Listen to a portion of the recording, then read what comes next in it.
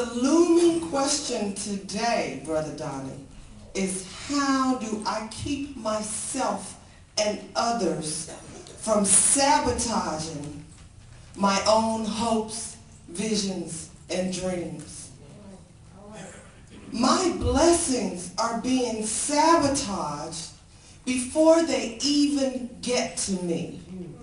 How do I keep that from happening?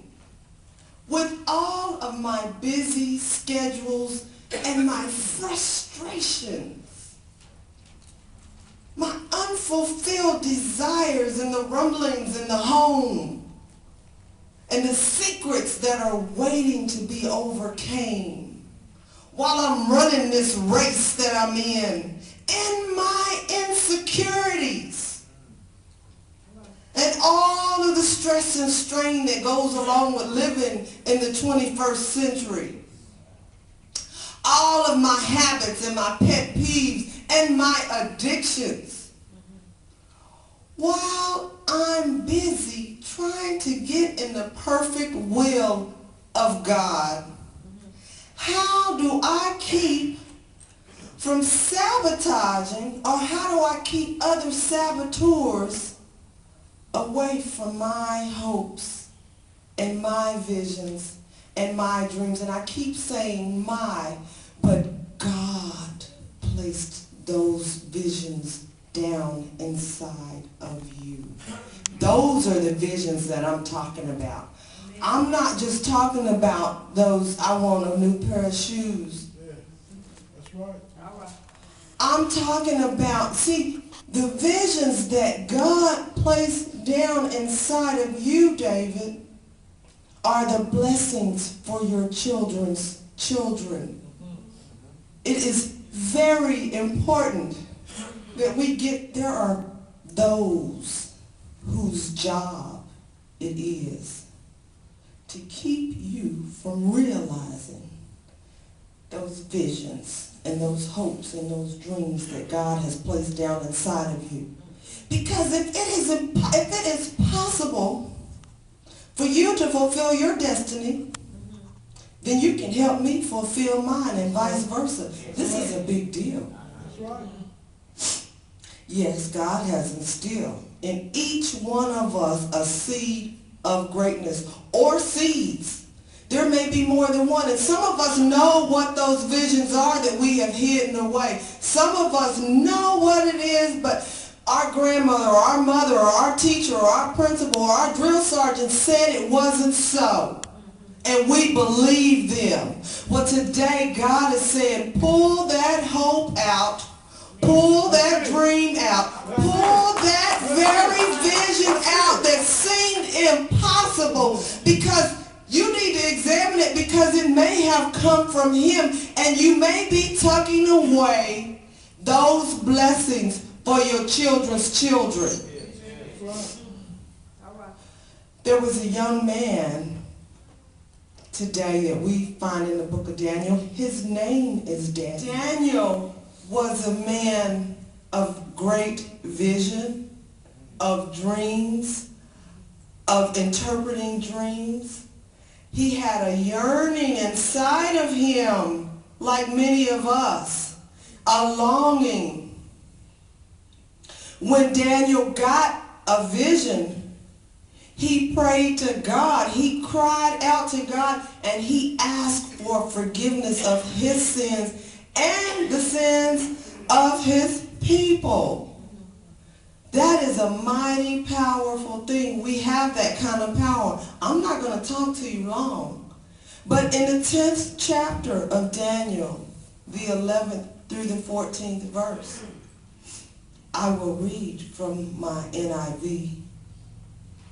At the 11th verse, it says, well, wait a minute. Let me back up and give you a little bit more information. When Daniel prayed,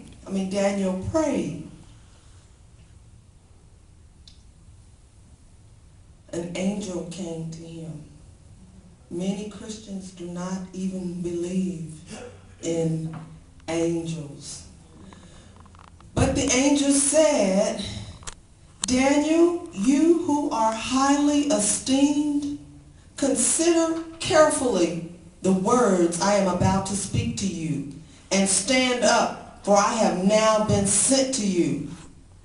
And when he said this to me, this is Daniel talking, when he said this to me, I stood up trembling.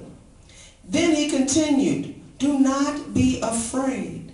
Since the first day that you set your mind to gain understanding and to humble yourself before God, your words were heard, and I have come in response to them.